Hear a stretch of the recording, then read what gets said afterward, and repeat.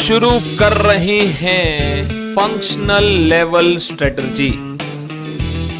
Sir ये functional level strategy क्या होता है sir?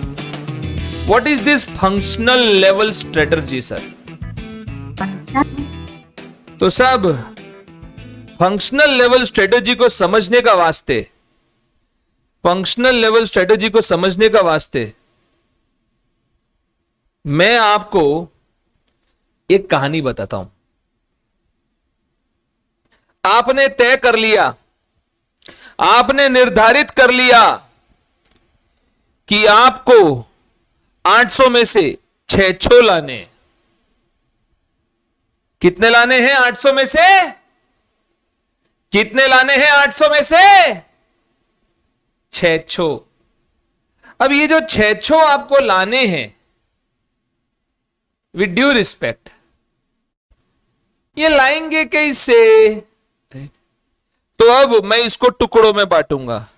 Accounts, cost, tax, law, advance, audit, EISSM, FME को। Hello everyone. हाँ, यश लिख रहा है सर 600 नहीं, 600 प्लस बोलो, 600 प्लस। हाँ हाँ प्लस भाई प्लस। तो आपने ऐसा तय कर लिया। हेलो, अब साहब ये आपने तय तो कर लिया, अगर मैं इसको तय न करूं और अपने दिमाग में बस ये लक्ष्य रखूं कि 600 लाने हैं, तो ज्यादा आसान है, या हर सब्जेक्ट में डिवाइड करके रणनीति तय करूं तो ज्यादा आसान है? क्या मानना, आपका क्या मानना है? डिवाइड करूं सब्जेक्ट वाइज या 600? डिवाइड और कंबाइन? डिवाइड या कंबाइन? सर कंबाइन में भी 600 रखेंगे तो दिक्कत क्या है? दिक्कत यह है, अपना बाप करेगा इसे, हैं? कैसे हासिल करोगे? जितना टुकड़ों में बांटा होगा उतने टुकड़ों में काम करना पड़ता है। टाइगर श्रॉफ की बॉडी देख के ये नहीं बोल सकते ऐसी बॉडी मेरे को लानी है। जिम वाले के पास जाना, बोलेगा मंडे को ये कराऊंगा, ट्यूसडे को ये कराऊंगा, वेडनेसडे को ये कराऊंगा। मैं बता दूं, ये मैं एक्सरसाइज के अलग अलग तरीके बता रहा हूं। इसको बाइसेप्स बोलते, इसको शोल्डर बोलते, और इसको चेस्ट वाली एक्सरसाइज बोलते। तुम कुछ और मत समझ लेना। यम्मा इला, हर रोज का एक टारगेट होता है दोस्त, उसको डिवाइड करना पड़ता है। हम यहां पे ये कहना चाह रहे हैं कि तुमने टॉप लेवल की रणनीतियां तो बना ली, पर अब हर डिपार्टमेंट की रणनीति तय करो। कौन क्या कैसे हासिल करने वाला है वो तय करो साहब, तो जाके लक्ष्य हासिल होंगे, तो जाके लक्ष्य हासिल होंगे। तय करो उसे, स्ट्रेटेजीज बनाओ, डिवाइड करो, कैसे हासिल करनी है ये सब, how to achieve all this, वो तय करना होगा आपको। तो देखो साहब, ध्यान से समझना, ध्यान से समझना साहब। हम यहां पे जो चर्चा कर रहे हैं वो चर्चा कैसी है? हम यहां पे अलग अलग डिपार्टमेंट की रणनीति बनाएंगे। देखो 4 डिपार्टमेंट आप लोग सब में, आप और मैं दोनों जानते हैं। एक तो प्रोडक्शन, फाइनेंस, मार्केटिंग, HR। ये 4 तो नाम अपने जाने हुए ही हैं, ये 4 तो होते ही होते हैं, ये डिपार्टमेंट तो है ही है। यहां पे 2 और है, रिसर्च एंड डेवलपमेंट और एक लॉजिस्टिक्स करके है। अब लॉजिस्टिक्स में ही एक, मतलब लॉजिस्टिक्स के साथ ही एक हिस्सा और आता है, सप्लाई चेन मैनेजमेंट, ये भी अलग से। सो अगर मैं देखूं तो ओवरऑल यहां पे 7 चीजें हो जाएंगी। 6 ही हैं, 6 ही डिपार्टमेंट है। देखो साहब, प्रोडक्शन, मार्केटिंग, फाइनेंस, HR, ये 4 तो है ही है। R&D और लॉजिस्टिक्स, ये 2 और थे। लॉजिस्टिक्स का ही एक पार्ट और है, मतलब SCM, सप्लाई चेन मैनेजमेंट, वो भी है। ये अपन को टोटल इस पूरे चैप्टर में देखने का है, जो तेरे सामने मैंने अभी प्रस्तुत कर दिया। इसके अलावा एक छोटा सा हिस्सा तक भी नहीं है, बस ये हिस्सा अपने को देखने का है। हेलो, बस 1 2 3 इना मीना डिका डायडा मडिका, राइट, खत्म चैप्टर। क्या बोलते? हेलो एवरीवन, तैयार हो? नसें जाम कर देगा, बोलना आसान है। एक एक के अंदर फंस जाएंगे अपन, एक एक के अंदर फंस जाएंगे अपन साहब, एक एक रणनीति के अंदर बोल्ट टाइट हो जाएंगे अपने, इसको समझने समझने में। आओ इधर देख भाई, क्या क्या है। Marketing, finance, production, research and development, human resource, right. Sir बाकी भी है, देख 7वें नंबर पे आएगा वो कौन सा, अपना लॉजिस्टिक्स, और फिर 8वें पे अपन डालते हैं उसको, किसको, सप्लाई चेन मैनेजमेंट को, अपने समझने का वास्ते। एक है introduction, marketing, production, finance, HR, ये 4 तो अपने पुराने थे। रिसर्च एंड डेवलपमेंट ये एक नया है। रिसर्च एंड डेवलपमेंट वैसे अपन जानते हैं। लॉजिस्टिक्स नया है, उसी का एक हिस्सा है सप्लाई चेन मैनेजमेंट। इंट्रोडक्शन है, इंट्रोडक्शन का तो क्या करने का, हम लोग को सबको मालूम है इंट्रोडक्शन क्या होता है। सबसे पहले सीधा आ जाओ नोट्स के अंदर, सभी को नोट्स प्रोवाइड कर दिया है मैं, ठीक है। आयुष जी ने सभी को नोट्स प्रोवाइड कर दिए थे, से यस, नोट्स सभी के पास आ गए हैं, say yes, perfect, thank you guys, thank you Ayush ji. अभी देखो topic number 6, human resource strategy क्या बोलता है, आपको यह समझना होगा कि यह बोलता क्या है। ह्यूमन रिसोर्स स्ट्रेटजी बोलता है, ह्यूमन रिसोर्स स्ट्रेटजी बोलता है कि ह्यूमन रिसोर्स को टिका के रखने का है। मेरे हिसाब से यह रणनीति is a flop show. Actually इस डिपार्टमेंट का इतना आवश्यकता है ही नहीं। मैं उसका रीजन देता हूं, बिना तर्क के तो प्रोफेशनल्स कैसे बात करेंगे। मुझे एक बात बताओ, आप बोलोगे सर वो रिक्रूटमेंट में हेल्प करते हैं, मैं प्रोडक्शन का बंदा हूं साहब, मैं प्रोडक्शन का बंदा हूं। आप मुझे बताओ मेरे को कैसा आदमी चाहिए, वो मैं ज्यादा अच्छे से बताऊंगा या एचआर बताएगा, आप ही बताओ। प्रोडक्शन वाला बंदा ज्यादा अच्छे से बताएगा, मतलब प्रोडक्शन वाला बंदा बताएगा या एचआर बताएगा किस टाइप ऑफ एम्प्लॉय का मेरे को रिक्वायरमेंट है, प्रोडक्शन या एचआर, तुम बताओ ना।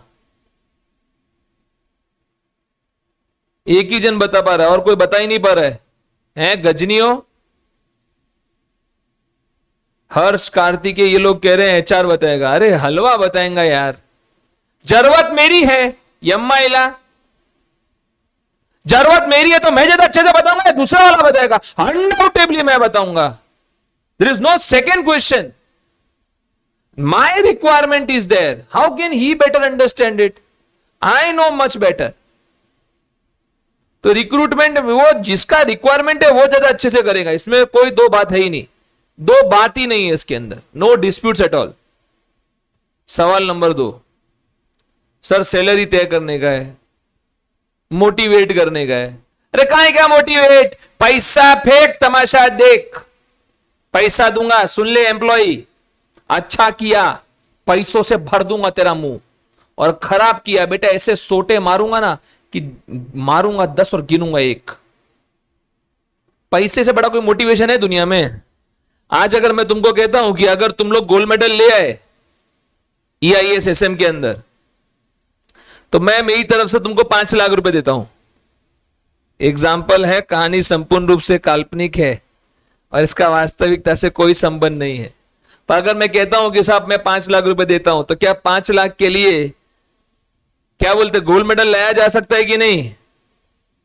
अरे हाईएस्ट लाना है इंडिया में, ला सकते कि नहीं ला सकते साहब? 100%। अरे एक था ना उसका सीकर का एक लड़का था, एक टीचर ने जो उसमें बोल दिया 100 में से 100 लाओगे तो मैं मेरी गाड़ी में ऑडी दे दूंगा। देनी पड़ी ऑडी उसको, वो बात अलग है कि बच्चे ने रिटर्न लौटा दी वापस। बच्चे ने वहां पर लौटा भी दिया था, ये साला न्यूज में आता नहीं है किधर। उसने दी टीचर ने अपने जबान रखने के लिए, बच्चे ने लौटा दी अपनी बड़प्पन दिखा के। राइट। सो कहने का निष्कर्ष है साहब, अपॉइंटमेंट जिसकी जरूरत है वो ज्यादा अच्छे से करेगा, पगार जिसकी जरूरत है, जो काम है उसके ज्यादा अच्छे से वो पगार डिसाइड कर सकता है, मोटिवेट कर सकता है। तो साहब मेरे को तो कोई कारण नहीं दिखता, मेरे को तो कोई कारण नहीं दिखता कि एचआर की जरूरत है। ठीक है, बहुत बड़ी कंपनियां हो तो रख लो, बाकी एचआर स्ट्रेटेजी में पहले तो उन धरती के बोझों को रखो, 5-6 गधे के बच्चों को तुम रखोगे, पड़े रहेंगे, सालों को जगा दो, एसी वेसी की फैसिलिटी दो, छाती पे मूंग दलेंगे ये साले। क्या बोलते हो साहब? अब से आप बोलोगे सर ट्रेनिंग देते हैं, लाइफ से बड़ी कोई ट्रेनिंग है क्या? लाइव ट्रेनिंग देंगे हम, उनको सिखाएंगे, ऑन द जॉब ट्रेनिंग देंगे हम लोग स्टाफ लोग को। मेरे हिसाब से ह्यूमन रिसोर्स रणनीति बेकार है। क्या बोलते? हाँ, भरत भी हाँ बोल रहा है सब, क्योंकि इसका कुछ काम नहीं पड़ता ना।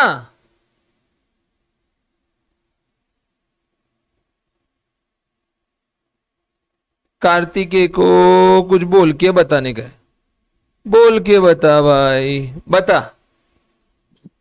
सर कुछ नहीं बोलना मेरे को। अच्छा, तेरा हैंड रेज हुआ था, ठीक है, वो तो गलती से हो गया था, चैट वाला दबा रहा था तो। ठीक ठीक ठीक, कुछ तो काम आता ही होगा सर। श्रेयिता जी बोल रही है सर कुछ तो काम आता होगा ना यार एचआर।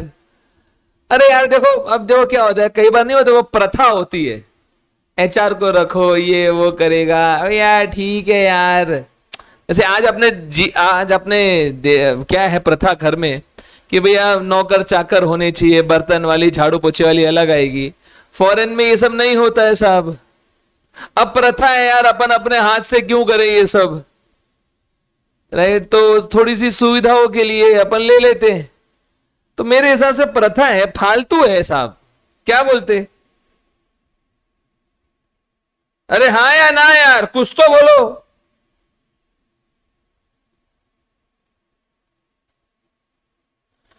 क्या लोग? शहीदा जी भी कह रही है सर फिर तो फालतू ही है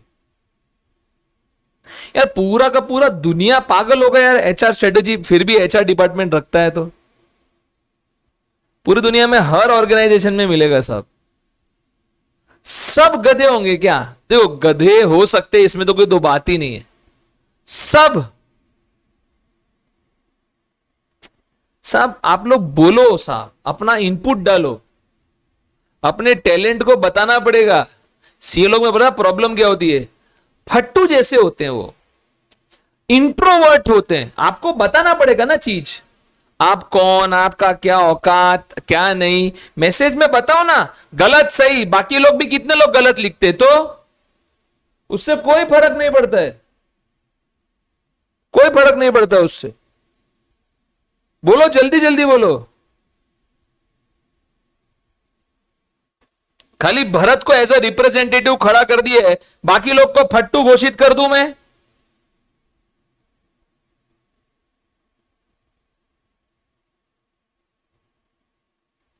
हर्ष कह रहा है कुछ तो जरूरत होगी।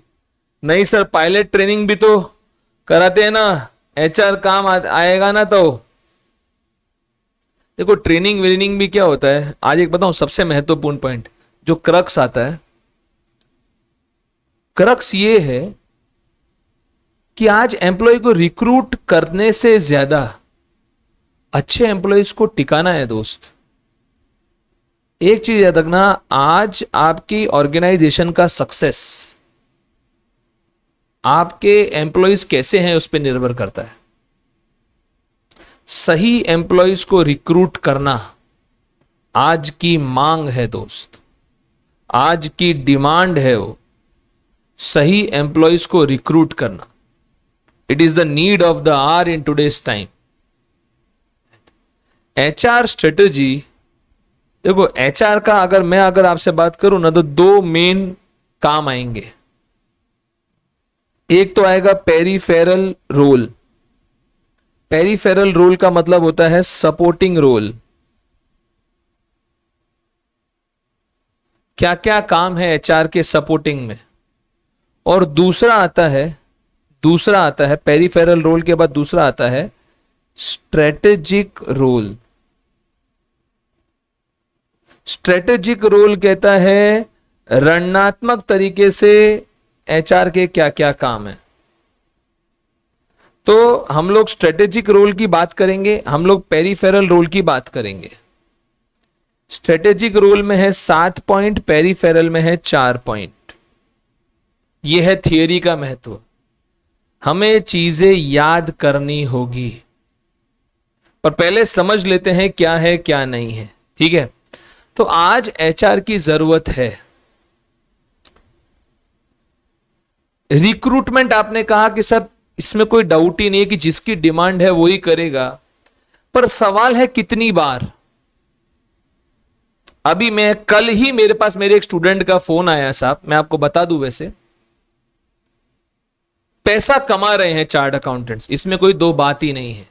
राइट, 4 साल पहले वो स्टूडेंट सीए बना है, इस वक्त वो जोमेटो में अभी अभी रिक्रूट हुआ है। आपको एक्चुअल बता दूं, 32 लाख रुपए के पैकेज पे, 32 लैक्स। उससे पहले वो ओला में था और ओला से काफी अच्छा ग्रोथ मिला है, अप्रोक्सीमेटली 25 से 30%। सो काफी अच्छे पे पैकेज पे उसको रखा गया है। काबिलियत है, बट कमा रहे चार्ट अकाउंटेंट्स। और जरूरत है इन सब जगहों पे, जरूरत है लोगों को। राइट, इनफैक्ट आज उसका फर्स्ट डे है जोमेटो के अंदर, जिस पे उसका रिक्रूटमेंट हुआ है अभी, आज उसका फर्स्ट डे है जोमेटो में। राइट, तो साहब मैं ये कहना चाह रहा हूं कि एचआर, और अब मैं दूसरा बता दूं आपको, उसका ओला में फरवरी में ही लगा था, फरवरी में ओला में लगा था, 2-2.5 महीने काम किया और इसका जोमेटो में लग गया अभी। डिलीवरी बॉय नहीं है, 32 लाख रुपए का डिलीवरी बॉय नहीं होता है साहब। राइट, और भी 10 काम होते हैं, चार्ट अकाउंटेंट्स देखते हैं। एचआर बहुत बड़ा रोल प्ले करता है साहब, बढ़िया एम्प्लॉई है, जानते हैं अपन साहब, लोगों की काबिलियत जानते हैं। तो साहब role of HR in strategic management, जरा ध्यान दीजिएगा। अब रोल ऑफ एचआर की बात करेंगे। Strategic responsibility of human resource में आता है स्टाफिंग नीड्स, किसको रखने का है, एंड कॉस्ट फॉर ऑल्टरनेटिव रणनीति ड्यूरिंग स्ट्रेटेजी फॉर्मुलेशन। सब क्या करें उनको टिका के रखने के लिए। प्लान इंक्लूड करता है कैसे मोटिवेट करके रखें, बहुत मुश्किल है यार। एम्प्लॉय लोग को, तुम लोग को देखो ना, स्टूडेंट लोग को, एग्जाम तुम्हारा, चीज तुम्हारी, इंपॉर्टेंस तुम्हारी, एफर्ट तुम्हारे, उसके बावजूद तुम लोग में मोटिवेशन नहीं रहता है, बहुत मुश्किल है। मस्ट डेवलप परफॉर्मेंस इंसेंटिव्स, आपको परफॉर्मेंस इंसेंटिव्स बनाने पड़ेंगे। मेजर स्ट्रेटेजिक डिसीजंस क्या क्या है, मेजर स्ट्रेटेजिक डिसीजंस, तो देखो, concerns relating to human resource management, HRM word मैंने शॉर्ट फॉर्म के लिए यूज किया है। ह्यूमन रिसोर्स प्रॉब्लम्स पैदा होती है 3 कारणों से। पहला कारण है सोशल एंड पॉलिटिकल कारण, दूसरा कारण है एप्टीट्यूड और इंप्लीमेंटेशन टास्क, और तीसरा कारण है इनएडिक्वेट टॉप मैनेजमेंट सपोर्ट। सबसे पहला कारण है सोशल एंड पॉलिटिकल स्ट्रक्चर्स, सबसे पहला कारण। देखो, आज सोशल और पॉलिटिकल स्ट्रक्चर, कई बार पॉलिटिक्स और कई बार वो सोशल एनवायरनमेंट एक एम्प्लॉय के कामकाज को प्रभावित करते हैं। और सबसे महत्वपूर्ण मैं तो यही बोलूंगा साहब, सोशल पॉलिटिकल आप तो छोड़ो, पॉलिटिकल एनवायरनमेंट होता है, पॉलिटिक्स। किसने किसके कान भरे, किसने किसको क्या बोला, किसने किसके क्या बंबू लगा दिया। राइट, ये एक बहुत बड़ा कारण है दोस्त, बहुत बड़ा कारण। राइट, तो क्या हो रहा है साहब, managers and employees may become engaged in resistance to this resistance behavior as their roles and power in the firm change. साहब पॉलिटिक्स कितना बड़ा रोल प्ले कर सकती है, कौन कब टॉप पे जा रहा है, कौन कब नीचे आ रहा है, कुछ पता नहीं चलता साहब, कुछ पता नहीं चलता। तो disruption of political and social structure, पहला पॉइंट। दूसरा है failure to match individual aptitude, मेरी काबिलियत और मेरा काम, उनमें कई बार मैचिंग नहीं हो पाता यार। जैसे मैं आपको ऑनेस्टली बताता हूं साहब, ये तो अपना नेचर था रेडी टू लर्न, वरना मैं चार्टर्ड अकाउंटेंट था और मेरा जो जॉब लगा, अब क्या है साहब, टू बी वेरी ऑनेस्ट, मैंने काम से ज्यादा पैसा देखा था। मेरा 12 लाख रुपए में पहला जॉब लगा था, 12 लैक्स। मैंने काम से ज्यादा पैसा देखा। अब मुझे लगा काम तो आ ही जाएगा क्योंकि था उसमें काम प्रोफाइल में तो था ही। मुझे फील्ड पे भेज दिया, फील्ड पे। आपको पर्सनल एक्सपीरियंस बताऊं तो ऐसा है कि पुणे, मतलब पुणे का बताता हूं, पुणे में जब मेरे को डिप्लॉय किया था, पुणे में एक आईटी एरिया है हिंजेवाड़ी करके, हिंजेवाड़ी। अब वहां पे मुझे बोला कि भैया पुणे हिंजेवाड़ी में कितनी आईटी कंपनियां हैं वो बताओ, तो वो तो मैं गूगल से भी निकाल सकता था, गूगल तो तब भी था। पर उन्होंने बोला नहीं, आप जाओ और फिर बताओ। अब वो हिंजेवाड़ी मेरे ऑफिस से था लगभग 30 किलोमीटर दूर, 30 नहीं तो 25 तो था ही था, 30 ही होगा। मैं गया उधर, अर्ली मॉर्निंग ही चला गया, वर्किंग आवर्स से पहले। मेरे को लगा जल्दी निपटा देते, धूप में कहां घूमेंगा। तो बाइक था पल्सर, उसमें घूम रहा हूं मैं, सारी कंपनियों के नाम लिखता गया हिंजेवाड़ी में। तब हिंजेवाड़ी का एक ही एरिया बना हुआ था, दूसरा बना नहीं था, पार्ट 1 पार्ट 2, अब तो अलग अलग हो गए सब।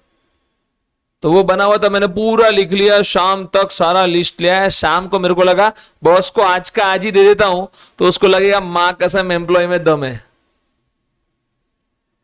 तो मैंने उसको दे दिया शाम को, सर ये रहा टोटल लिस्ट। बोले कर दिया आपने पूरा? तो मेरे को लगा मेरी तो शाबाशी देगा। बोले मां कसम सनी क्या काम किया है तूने? तो मैंने बोला हाँ सर, पूरा एकदम तैयार कर दिया मैंने तो वो बोले कैसे घूमा? तो मैं बोला कैसे घूमा मतलब? हिंजेवाड़ी में घूमा? नहीं कैसे मतलब? तो मतलब बाइक से गया था तू?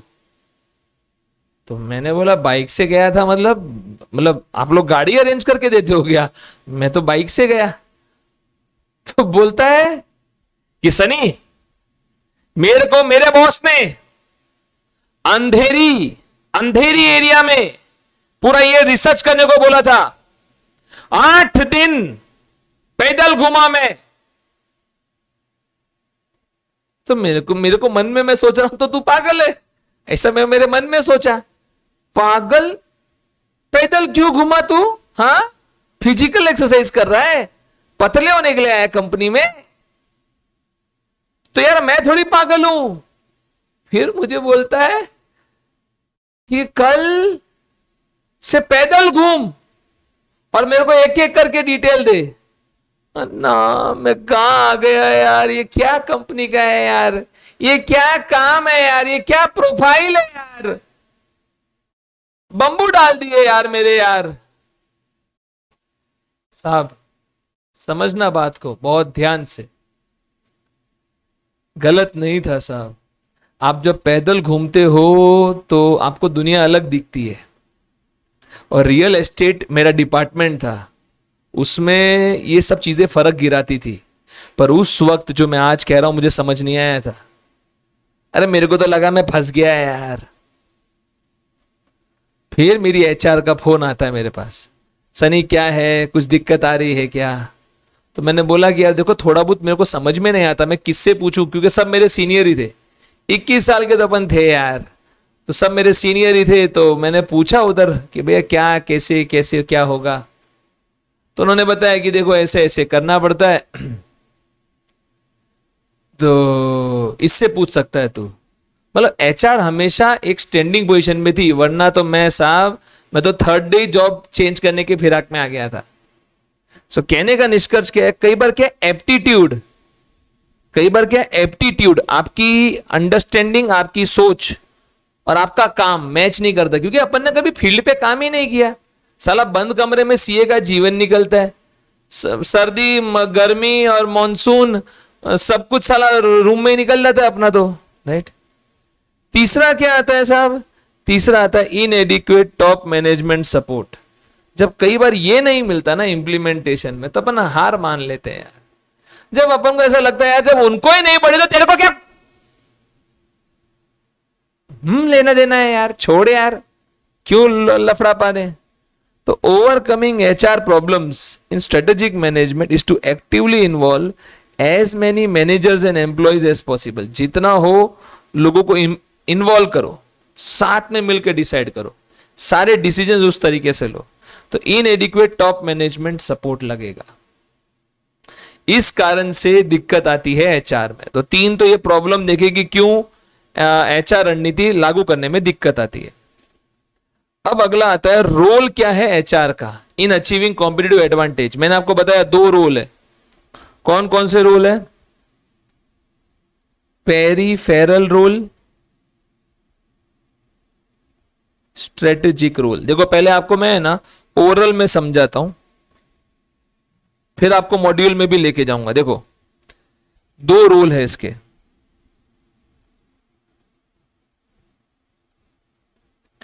सबसे पहला आता है पेरिफेरल। पेरिफेरल शब्द का मतलब होता है सपोर्टिंग। दूसरा आता है स्ट्रेटेजिक रोल। ठीक है, पेरिफेरल सपोर्टिंग रोल मतलब एचआर क्या करता है, किसके रोल की बात हो रही है? एचआर के। ठीक है, सबसे पहला काम देखो साहब, मैं रिक्रूटमेंट का काम करता हूं। किसी का अपॉइंटमेंट कराने का है, कुछ कराने का है, वो मैं कर दूंगा। किसी को ट्रेनिंग देने का है, क्या ट्रेनिंग देता है ना, मैं एकदम टिप से लेकर टॉप तक, डिंग से लेकर डोंग तक सबको ट्रेनिंग देगा मैं।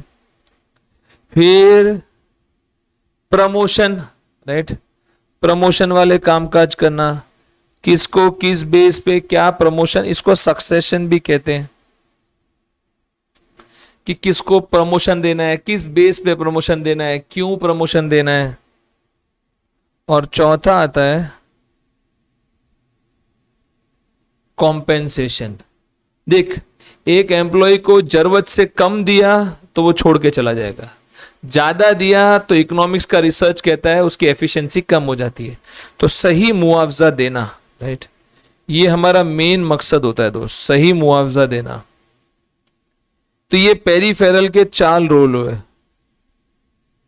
पेरिफेरल रिक्रूटमेंट, ट्रेनिंग, प्रमोशन और कॉम्पेंसेशन। ठीक है, अब आता है स्ट्रेटेजिक रोल। स्ट्रेटेजिक रोल में क्या है? 7 है।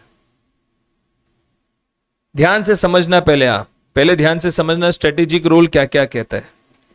एक है बिल्डिंग द कोर कॉम्पिटेंस, कैसे क्या याद होगा क्या नहीं होगा वो सब देख लेंगे। पहले आप ध्यान से मेरी बात को सुनना, पहले ये बोलते जाओ समझ में आ रहा है कि नहीं, कंफर्म करो। हाँ, टाइगर जिंदा है, सो गया, बताते रहा करो मेरे को। एचआर की रणनीति देख रहा हूं, एचआर की रणनीति में सबसे महत्वपूर्ण होता है साहब, उसको समझने भी तो आना चाहिए ना। अब building the core competence HR का काम है। कोर का मतलब होता है मेन क्षमता पहचानने की है। एचआर क्या है? कोच के जैसा होता है, वो पता करेगा this is the main strength, इस पे काम करना है। अब हो सकता है वो जो कोर स्ट्रेंथ हो वो विद इन द ऑर्गेनाइजेशन भी हो सकती है, हो सकता है आउटसाइड द ऑर्गेनाइजेशन, हमको नहीं मालूम है। वो विद इन द ऑर्गेनाइजेशन भी हो सकता है और हो सकता है आउटसाइड द ऑर्गेनाइजेशन हो। मुझे वो कोर क्षमता पहचाननी है, बिल्ड करना है उसको, कोर कॉम्पिटेंस को बिल्ड करना है। पहला काम building the core competence, building the core competence. तो मेन स्ट्रेंथ बनाना है मेरे को। ठीक है, काम नंबर 2, अब वो विद इन द ऑर्गेनाइजेशन लाते हो आउटसाइड द ऑर्गेनाइजेशन लाते हो, वो डिपेंड करेगा। काम नंबर 2 प्रोवाइडिंग डायरेक्शन।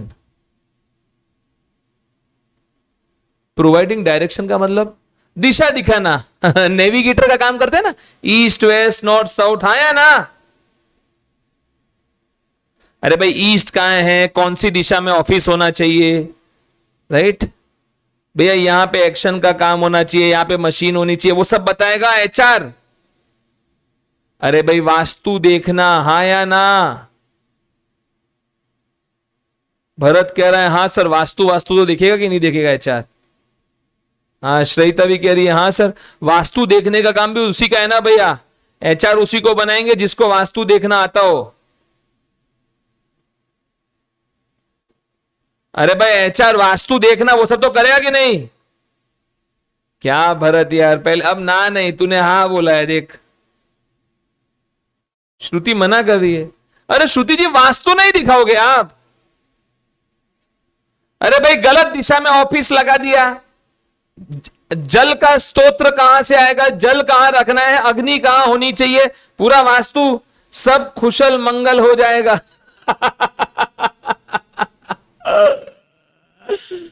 क्या यश सर, पंडित को दिखाएंगे वो तो। अरे एचआर तो फिर एचआर कौन सी दिशा दिखाएगा ये अम्मा इला? अच्छा अच्छा, वो तोता लेके आएगा, वो तोता आके एक पर्ची उठाएगा और वो दिशा दिखाएगा, क्या बोलते हो?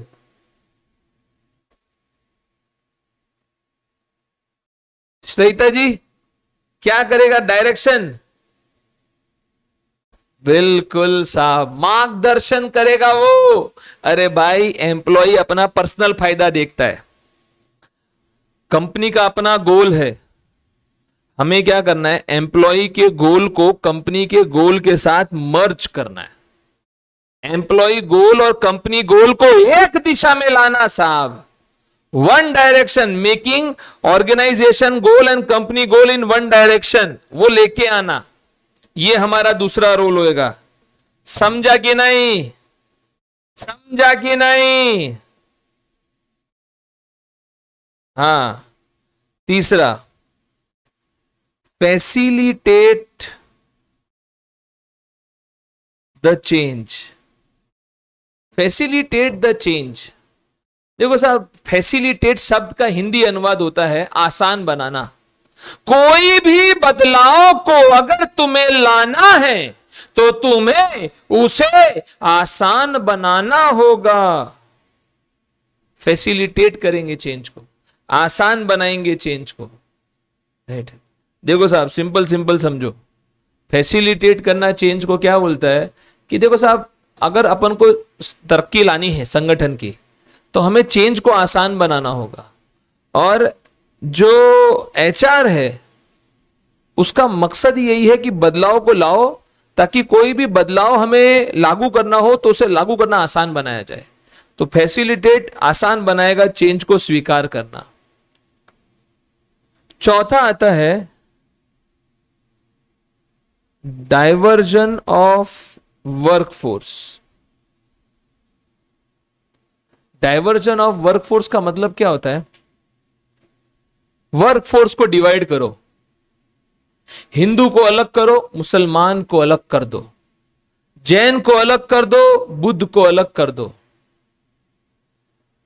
अग्रवालों को अलग कर दो, महेश्वरियों को अलग कर दो। हम वर्कफोर्स को जात पात के उसमें बांट देंगे। वेजिटेरियंस को अलग कर देंगे, नॉन वेजिटेरियंस को अलग कर देंगे। मांस मच्छी खाते हो, जीव की हत्या करते हो, नरक में जाओगे, राइट? दूसरा बोलेगा नहीं खाओगे तो जाओगे, संडे हो या मंडे, नन्ना नन्ना नन्ना। तो फिर ये कौन सा डाइवर्जन की बात कर रहे हैं? कैसे वर्कफोर्स को डाइवर्ट करेंगे साहब? जैसे हाँ, लोअर लेवल और हायर लेवल, जैसे चार्ट अकाउंटेंट्स को अलग कर दिया, लोअर लेवल कंपनी सेक्रेटरीज को अलग कर दिया। सॉरी, स्किल्ड अनस्किल्ड में बांट दो, मेल फीमेल में बांट सकते, यंग ओल्ड में बांट सकते, इस तरीके से डाइवर्जन करेंगे। हेलो एवरीवन, हाँ बोलो। हाँ, फिर डेवलपमेंट होएगा। क्या चीज का डेवलपमेंट होएगा? Development of work ethics and culture. साहब एथिक्स डेवलप करो यार। एक जबान, जैसे एक मर्द की एक जबान। जरूरी नहीं कि सलमान बोले मैंने एक बार कमिटमेंट कर दी उसके बाद मैं खुद की भी नहीं सुनता। हर male and female should make this. क्योंकि देखो साहब, मेल्स की अगर मैं बात करूं, हमारे पास देने के लिए सिर्फ एक ही चीज होती है, वो है जबान। जान चली जाए पर जबान नहीं जानी चाहिए साहब। ऐसा औदा बनाना है साला। एक बार अपन ने बोल दिया, दुनिया बोल दे हाँ साहब इसने बोल दिया मतलब हो सकता है, अपन ने बोला मतलब संभव है, राइट। तो साहब ऐसा एथिक्स डेवलप करना है ऑर्गेनाइजेशन के अंदर। गलत नहीं, लूटपाट नहीं, चीटिंग नहीं, डेवलपमेंट ऑफ वर्क एथिक्स। फिर क्रिएट कॉम्पिटिटिव एनवायरमेंट। कंपटीशन पैदा करो साहब। आप भी जानते हो खाली दिमाग शैतान का घर। आप अपने आप को है ना रात के समय पे 10:30 बजे के बाद जब मैक्सिमम लोग सो जाते हैं, आप अपने आप को खाली छोड़ दो। ऐसे ऐसे विचार आएंगे ना, मतलब इंडिया पिछड़ जाएगा। खाली डेटा का इस्तेमाल आएगा और बाकी पूरा इंडिया पिछड़ जाएगा साहब। खाली मत बैठो, कंपटीशन पैदा करो, राइट। कॉम्पिटिटिव एनवायरमेंट पैदा करो, राइट। और सातवां कहता है एम्पावर ह्यूमन रिसोर्स। एम्पावर का मतलब क्या होता है? पावर देना। किसको पावर देना? ह्यूमन रिसोर्स को पावर देना साहब। आपके उन एम्प्लॉयज को पावर दो जिनके पास पावर नहीं है पर वो डिजर्व करते हैं। सही लोगों को पावर देके उनसे काम कराओ साहब। आप सोचो ना, मतलब आज पीयूष गोयल ने एज अ रेलवे मिनिस्टर क्या ब्रांड बनाई है अपनी। यार चार्ट अकाउंटेंट इसलिए बात कर रहा हूं उसकी। मतलब नितिन गडकरी, ओ हो, मतलब इतिहास कुछ सालों के बाद रोड मैन ऑफ इंडिया के नाम से नितिन गडकरी जाना जाएगा। रेलवे मैन ऑफ इंडिया के नाम से पीयूष गोयल जाना जाएगा। फॉरेन मिनिस्टर ऑफ इंडिया के नाम से एस जयशंकर को याद किया जाएगा साहब। कौन है? कोई इलेक्शन विलेक्शन थोड़ी लड़ा इस आदमी ने यार। एम्प्लॉय था उनका, अपनी डेथ हो गई ना, क्या नाम था, बहुत अच्छी फॉरेन मिनिस्टर, किसकी डेथ हुई थी यार? बीजेपी की सबसे फेमस लेडी डेथ हो गई थी ना अभी यार 2019 में। क्या नाम है यार? नाम स्लिप ऑफ हो रहा है यार। Sushma Swaraj ji. Yes, thank you ma'am, thank you. Sushma ji की डेथ हो गई थी। एम्प्लॉय थे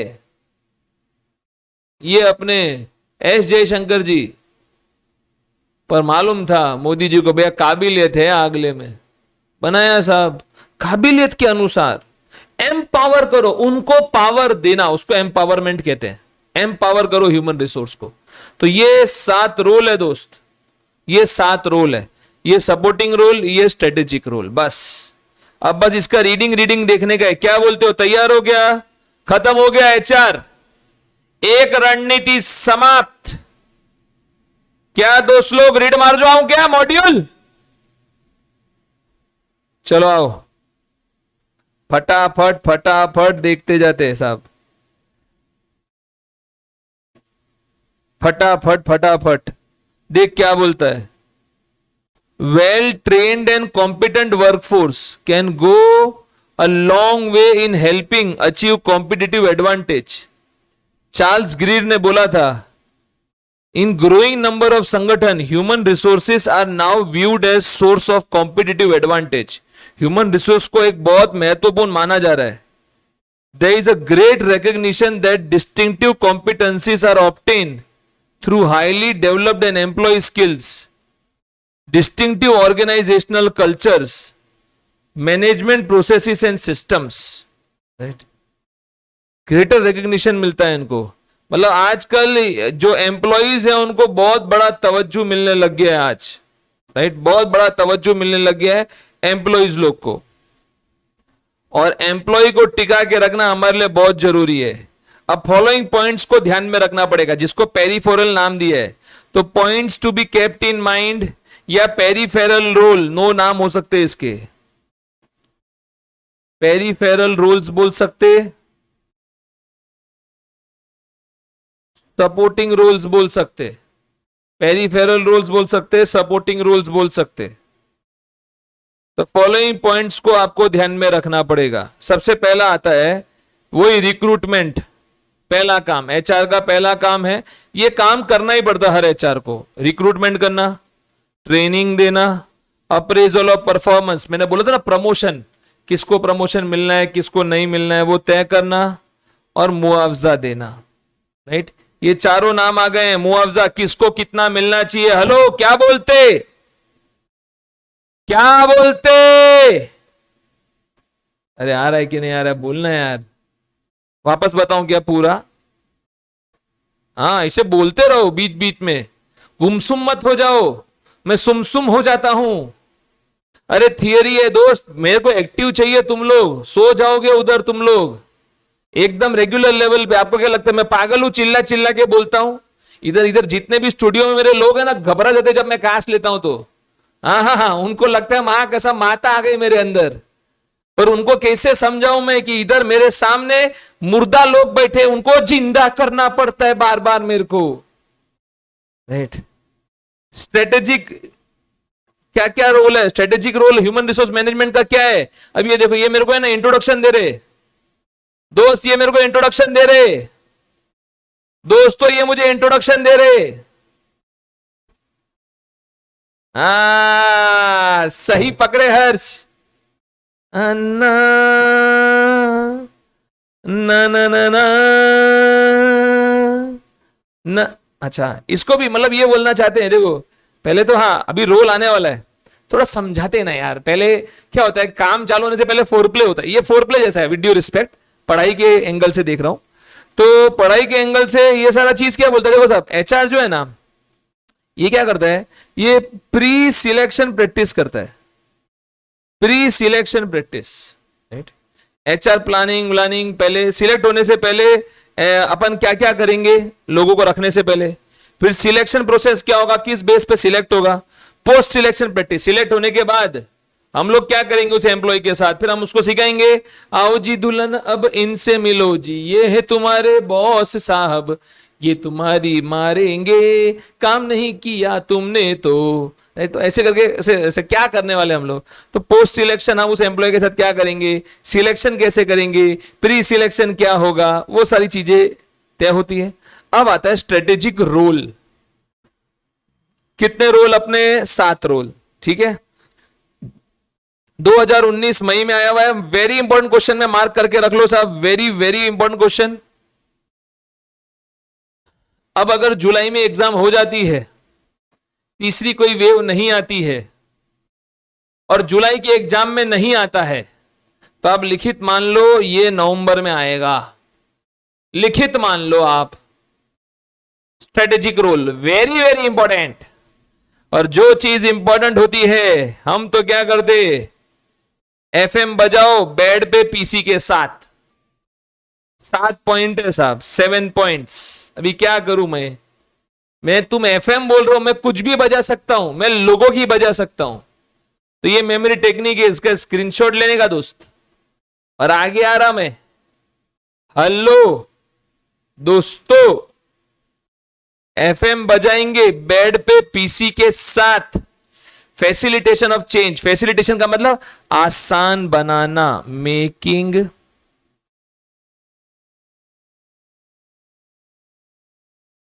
इजी, आसान बनाना साहब कोई भी चेंज को। तो एचआर क्या करता है, HRM will have to devote more time to promote changes than to maintain the status quo. Status quo का मतलब है सेम टू सेम।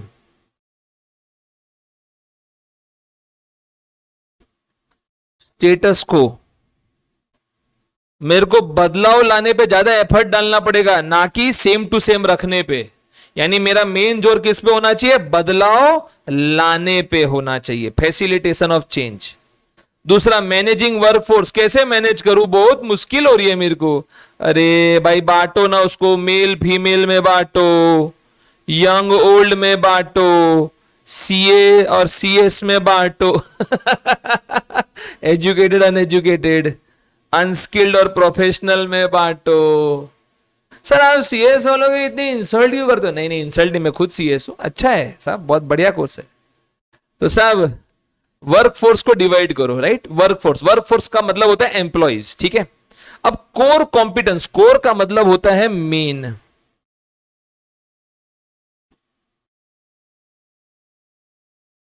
और कॉम्पिटेंस का मतलब होता है क्षमता। तो आपको मेन क्षमता बनानी है साहब।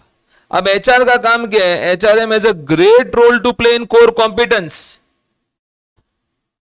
एंड दिस कोर कॉम्पिटेंस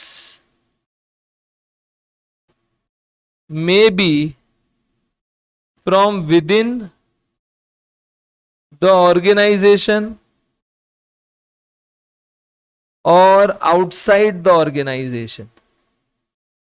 वो विद इन द ऑर्गेनाइजेशन से भी ला सकते, हो सकता है हमारा मार्केटिंग, हो सकता है हमारा एचआर बहुत अच्छा हो सकता है हमारी टेक्नोलॉजी बहुत अच्छी हो, वो हमारा कोर कॉम्पिटेंस हो सकता है। और हो सकता है हमें एक्सटर्नल बाहर जगहों से हमको लाना पड़े, वहां से हम लोग कुछ एडवर्टीजमेंट या कुछ कर पाए। एम्पावर करो ह्यूमन रिसोर्स को। एम्पावर करना मतलब giving power to those who have less power. उनको पावर देना जिनके पास पावर ना हो, उनको पावर दो साहब। Authorise every member of an organisation to take up his or her own destiny. तो उनको पावर देना जिनके पास पावर ना हो, राइट। एम्पावर करो ह्यूमन रिसोर्स को। Development of work ethics and culture, right. Flexible starting और क्विटिंग टाइम होना चाहिए एम्प्लॉइज के लिए। एक प्रॉपर वर्क एथिक्स बना दो यार। देखो थोड़ा सा एक ऐसा एनवायरनमेंट रख सकता हूं कि मैं, तुम चाहो तो अगर कोई सिंगल पेरेंट हो या कोई न्यूक्लियर फैमिली हो, बच्चा स्कूल से आता हो, बच्चे को आप ला सकते हो। इधर किड्स प्ले एरिया है, वहां पे स्टाफ को लगा दिया, आप अपने बच्चे को वहां पे रख सकते हो। आप अगर ये फॉरेन में फैसिलिटी दी जाती है, क्योंकि सिंगल पेरेंट बहुत होते हैं वहां पे और न्यूक्लियर पेरेंट ही होते हैं मोस्टली। जॉइंट फैमिली तो वहां पे कहाँ मिलती है, हस्बैंड वाइफ ही अलग अलग रहते हैं। तो साहब तो वहां पे तो ये कंपलसरी फैसिलिटी होता है। तो साहब आप ऐसा वर्क एथिक्स डेवलप कर सकते हो, एक अच्छा कल्चर बना सकते हो। Provide purposeful direction, right. The object out here is to ensure that employee goal and organization goal are in one direction, एक दिशा में हो, राइट। तो एम्प्लॉय गोल और ऑर्गेनाइजेशन गोल एक ही दिशा में हो, ये देखो। फिर आता है creating competitive advantage. Competitive advantage लेके आना मतलब आपको कंपटीशन में कैसे फायदा मिल सकता है। हो सकता है आप कॉस्ट लीडरशिप लेके आओ सस्ते में, हो सकता है आप कुछ डिफरेंशिएशन लेके आओ, हमें नहीं मालूम आप कैसे लाते हो। कुछ भी करो, पर ऐसा कुछ करो जो आपको कंपटीशन में आगे बढ़ने का मौका दे। सस्ते में लाओ, हमने देखा है कॉस्ट लीडरशिप मतलब सस्ते में लाना, डिफरेंशिएशन मतलब कुछ अलग लाना। ऐसा कुछ कोशिश करो यार। तो ये 7 पॉइंट हैं दोस्त, जिससे समाप्त होता है पूरा एचआर के प्रॉब्लम्स देखे कि एचआर स्ट्रेटेजी में क्या क्या प्रॉब्लम्स आती है, पॉलिटिकल प्रॉब्लम्स क्या क्या आती है, वो सारी चीजें देखी। फिर हमने उसके 2 रोल देखे, उसको पेरिफेरल सपोर्टिंग रोल या पॉइंट्स टू बी कंसीडर्ड 4 थे, रिक्रूटमेंट, ट्रेनिंग, परफॉर्मेंस अप्रेजल और कॉम्पेंसेशन। और स्ट्रेटेजिक रोल में 7 थे। वो 7 का 7 हमने समाप्त किया कि साहब एफएम को बच जाएंगे बेड पे पीसी के साथ, राइट। कैसे भी आप उसको कर सकते हो, मैंने कैसे भी लिखा हो, मैंने तो सिमेट्री में लिखा, आप इसको कैसे भी लिख सकते हो। ये 7 पॉइंट जरूरी है। बिल्ड करो कोर कॉम्पिटेंस, प्रोवाइड करो डायरेक्शन, जो जैसे मैंने बताया था, फैसिलिटेट चेंज, फिर diversion of workforce, managing workforce diversity, फिर वर्क एथिक्स एंड कल्चर, फिर कॉम्पिटिटिव एडवांटेज और फिर एम्पावर। हेलो एवरीवन, इससे समाप्त होता है ह्यूमन रिसोर्स